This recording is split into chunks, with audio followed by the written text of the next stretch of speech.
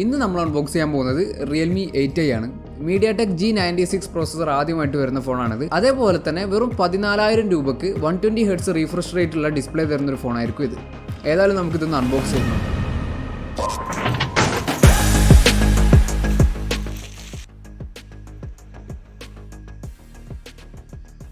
Box തുറക്കുമ്പോൾ നമുക്ക് ആദ്യമായിട്ട് ഒരു സിം എജക്ടർ പിന്നാണ് കിട്ടുന്നത്. അതേപോലെ തന്നെ അതിൻ്റെ കൂടെ യൂസർ മാനുവൽ, ഒരു ട്രാൻസ്പെറൻറ്റ് കേസ് വരുന്നുണ്ട്. ഫുള്ളി ട്രാൻസ്പെറൻറ്റ് അല്ല, ചെറിയൊരു ഗ്രേ ഷെയ്ഡ് വരുന്നുണ്ട്. പിന്നെ നമ്മുടെ ഫോണ് നല്ല സ്റ്റൈലിഷ് ആയിട്ടുള്ള ഗ്ലോസി ഫിനിഷിംഗ് ആണ് ഫോണിൽ വരുന്നത്. ഫോൺ എന്തായാലും നമുക്ക് മാറ്റി വെക്കാം. പിന്നെ 18 വാട്ട്സിൻ്റെ ഒരു ഫാസ്റ്റ് ചാർജിങ് വരുന്നുണ്ട്. USB Type-C കേബിളും വരുന്നുണ്ട്. ഇനി നമുക്ക് ഫോണിലേക്ക് വരാം. ഫോണിൻ്റെ പ്രൈസ് വരുന്നത് 64GB സ്റ്റോറേജും 4GB റാമും ഉള്ള മോഡലിന് 14,000 രൂപയും 128GB സ്റ്റോറേജും 6GB റാമും ഉള്ള വേരിയൻറ്റിന് 16,000 രൂപയാണ് പ്രൈസ് വരുന്നത്.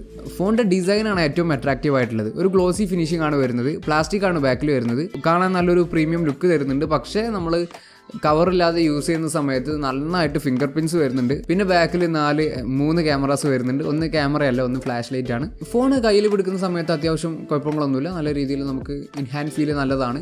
194 ഗ്രാമാണ് ഇതിൻ്റെ വെയിറ്റ് വരുന്നത്. ഫോണിൻ്റെ ബോട്ടം സൈഡിൽ നോക്കുമ്പോൾ 3.5mm ജാക്ക് കാണാൻ കഴിയും. 2 മൈക്ക് വരുന്നുണ്ട്. ഒന്ന് നോയിസ് ക്യാൻസലേഷൻ മൈക്കാണ്. സാധാരണ ഫോൺസിലൊക്കെ മുകളിലായിട്ടാണ് വരാറുള്ളത്. ഇത് അടിയിൽ തന്നെ കൊടുത്തിട്ടുണ്ട്. പിന്നെ Type-C പോർട്ട്, ഒരു സ്പീക്കറുമാണ് ബോട്ടം സൈഡിലുള്ളത്. ലെഫ്റ്റ് സൈഡിൽ വോളിയം ബട്ടൺസും സിം ഡ്രൈവും കാണാൻ കഴിയും. മുകളിലൊന്നും കാണാൻ കഴിയുന്നില്ല. റൈറ്റ് സൈഡിൽ പവർ ബട്ടൺ ആണുള്ളത്. അതിൻ്റെ കൂടെ തന്നെ ഫിംഗർ പ്രിൻറ്റ് സ്കാനറും ഉണ്ട്. ഫിംഗർ പ്രിൻറ്റ് സ്കാനർ വളരെ ഫാസ്റ്റായിട്ട് വർക്ക് ചെയ്യുന്നുണ്ട്. അതിലൊരു ഡിലേയും നമുക്ക് കാണാൻ കഴിയുന്നില്ല. വളരെ ഫാസ്റ്റായിട്ട് തന്നെ വർക്ക് ചെയ്യുന്നുണ്ട്. ഇനി ഫേസ് അൺലോക്ക് ആണെങ്കിലും വളരെ ഫാസ്റ്റായിട്ട് വർക്ക് ചെയ്യുന്നുണ്ട്. ഫ്രണ്ടിലെ ഡിസൈൻ നോക്കുമ്പോൾ ഒരു പഞ്ച് ഹോൾ ക്യാമറ നമുക്ക് കാണാൻ കഴിയും. വളരെ തിന്നായിട്ടുള്ള വെസൽസ് ആണ് വരുന്നത്. സ്ക്രീൻ ടു ബോഡി റേഷ്യോ നോക്കുമ്പോൾ 90.8 ആണ്. കറക്റ്റായിട്ട് പറയുമ്പോൾ ഇതിൻ്റെ സ്ക്രീൻ ടു ബോഡി റേഷ്യോ വരുന്നത്. 6.6 ഇഞ്ചസിൻ്റെ full HD+ IPS LCD display ആണ് ഇതിൽ വരുന്നത്. 120 Hz റിഫ്രഷ് റേറ്റും വരുന്നുണ്ട്. ഈ ഒരു പ്രൈസ് റേഞ്ചിൽ 120 Hz റിഫ്രഷ് റേറ്റ് വരുന്ന ആദ്യത്തെ ഫോണായിരിക്കും ഇത്. AMOLED ഡിസ്പ്ലേ വരുന്നില്ല. ചിലർക്ക് AMOLED ഡിസ്പ്ലേ ആയിരിക്കും ഇഷ്ടം. എന്നാൽ ചിലർക്ക് കൂടുതൽ റിഫ്രഷ് റേറ്റ് ഉള്ള ഡിസ്പ്ലേ ആണെങ്കിൽ കുറച്ചുകൂടെ നല്ലതായിരിക്കും. ഏതായാലും അത് നിങ്ങളുടെ പ്രിഫറൻസ് ആണ്. ഡിസ്പ്ലേ നല്ല ക്വാളിറ്റി കിട്ടുന്നുണ്ട്. നല്ല ബ്രൈറ്റ് ആയിട്ടുള്ള ഡിസ്പ്ലേ ആണ്. 600 nits ആണ് ഇതിൻ്റെ ബ്രൈറ്റ്നസ് വരുന്നത്. അതേപോലെ ഇതിൻ്റെ ബ്രൈറ്റ്നസ് നമുക്ക് വളരെ കുറച്ച് വെച്ച് 1 nits ബ്രൈറ്റ്നസ്സിൽ നമുക്കിത് യൂസ് ചെയ്യാൻ കഴിയും. വളരെ ബ്രൈറ്റ്നസ് കുറച്ച രീതിയിൽ നമ്മൾ രാത്രിയൊക്കെ ഫോൺ ഉപയോഗിക്കുന്ന സമയത്ത് മാക്സിമം ബ്രൈറ്റ്നസ് കുറഞ്ഞ രീതിയിൽ നമുക്കിത് യൂസ് ചെയ്യാൻ കഴിയുന്നുണ്ട്.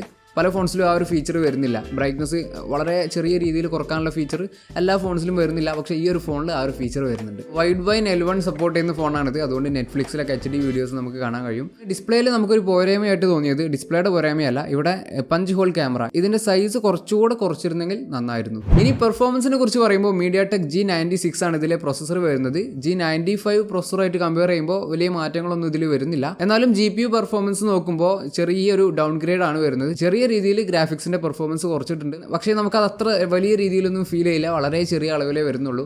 അതേപോലെ തന്നെ G95 ആയിട്ട് കമ്പയർ ചെയ്യുമ്പോൾ ഇതിൽ 120 Hz റിഫ്രഷ് റേറ്റ് സപ്പോർട്ട് ചെയ്യും. അതുകൊണ്ട് തന്നെയാണ് ഈ ഫോണിൽ 120 Hz റിഫ്രഷ് റേറ്റ് വരുന്നത്. നല്ല പെർഫോമൻസ് തന്നെയാണ്. ഒരു പ്രശ്നങ്ങളും വരുന്നില്ല. വളരെ സ്മൂത്ത് ആയിട്ട് നമുക്ക് യൂസ് ചെയ്യാൻ കഴിയുന്നുണ്ട്. ഗെയിമിംഗ് പെർഫോമൻസ് ആവറേജ് ആണ്. നമുക്ക് വലിയ രീതിയിലുള്ള ഗെയിമിംഗ് പെർഫോമൻസ് ഒന്നും കിട്ടില്ല.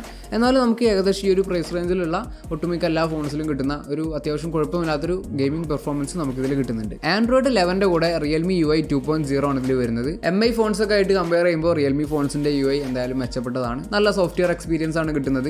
പിന്നെ അഡ്വർടൈസ്മെന്റ്സ് ചെറിയ രീതിയിൽ വരുന്നുണ്ട്. അതേപോലെ തന്നെ ബ്ലോട്ട് വെയേഴ്സ് ഓൾറെഡി ഇതിൽ കുറേ ആപ്സ് ഇൻസ്റ്റാൾഡ് ആയിട്ട് വരുന്നുണ്ട്. നമുക്ക് ആവശ്യമില്ലാത്ത കുറേ ആപ്സ് ഉണ്ടാവും. അങ്ങനെ കൊടുക്കേണ്ട ആവശ്യമൊന്നുമില്ല. നമുക്ക് വേണ്ട ആപ്സ് ഒക്കെ നമുക്ക് മാനുവലി ഇൻസ്റ്റാൾ ചെയ്താൽ മതി. എന്നാലും നമുക്ക് ഈ ആപ്സ് ഒക്കെ ഡിലീറ്റ് ചെയ്യാൻ കഴിയുന്നുണ്ട്. അതുകൊണ്ട് വലിയ പ്രശ്നങ്ങളൊന്നുമില്ല.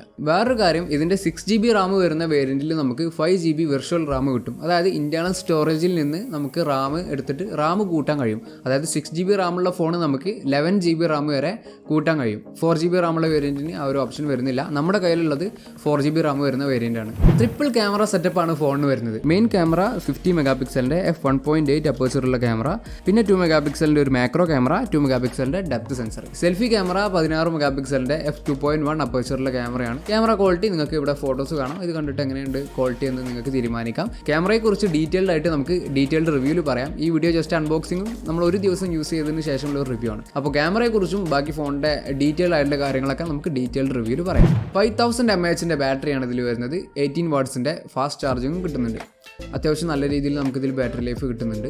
അതേപോലെ 18 വാട്ട്സ് ഫാസ്റ്റ് ചാർജിങ് ഉപയോഗിച്ച് അത്യാവശ്യം നല്ല ഫാസ്റ്റായിട്ട് നമുക്ക് ചാർജ് ചെയ്യാനും കഴിയുന്നുണ്ട്. പിന്നെ കുറച്ച് കാര്യങ്ങൾ പറയാനുള്ളത്, ഇത് FM റേഡിയോ സപ്പോർട്ട് ചെയ്യാത്തൊരു ഫോണാണ്. അതേപോലെ ഇതൊരു 4G ഫോണാണ്, 5G ഫോണല്ല. 4G ഫോണാണെന്ന് വിചാരിച്ച് നമുക്ക് വലിയ പ്രശ്നങ്ങളൊന്നും വരില്ല. കാരണം 5G ഒക്കെ നമ്മുടെ നാട്ടിൽ നല്ല രീതിയിൽ വരണമെന്നുണ്ടെങ്കിൽ നല്ല ടൈം എടുക്കും. അതുകൊണ്ട് 4G ഫോണാണെന്നുള്ളത് അത്ര വലിയൊരു പോരായ്മയായിട്ടൊന്നും നമുക്ക് പറയാൻ കഴിയില്ല. എന്തായാലും ഇത്രയാണ് നമുക്ക് ഈ ഒരു ഫോണിനെ കുറിച്ച് പറയാനുള്ളത്. ഇതൊരു അൺബോക്സിങ്ങും ഫസ്റ്റ് ഇംപ്രഷൻസും ആണ് നമ്മൾ ചെയ്തത്. ഒരു ദിവസം മാത്രം യൂസ് ചെയ്തതിന് ശേഷമുള്ള ഒരു റിവ്യൂ ആണ് നമ്മളിപ്പോൾ ചെയ്തത്. ഇനി ഇതിൻ്റെ ഡീറ്റെയിൽഡ് റിവ്യൂ നമ്മൾ ഏകദേശം ഈ ഒരു ഫോൺ നന്നായിട്ട് യൂസ് ചെയ്തതിന് ശേഷം ഇതിൻ്റെ ഒരു ഡീറ്റെയിൽഡ് റിവ്യൂ നമ്മൾ അപ്ലോഡ് ചെയ്യുന്നുണ്ട്. അത് മിസ് ചെയ്യാതെ കാണാൻ വേണ്ടി ചാനൽ സബ്സ്ക്രൈബ് ചെയ്യുക. വീഡിയോ ഇഷ്ടപ്പെട്ടെങ്കിൽ ലൈക്ക് ചെയ്യാനും ഷെയർ ചെയ്യാനും മറക്കരുത്. അടുത്തൊരു വീഡിയോയിൽ കാണാം. ബൈ.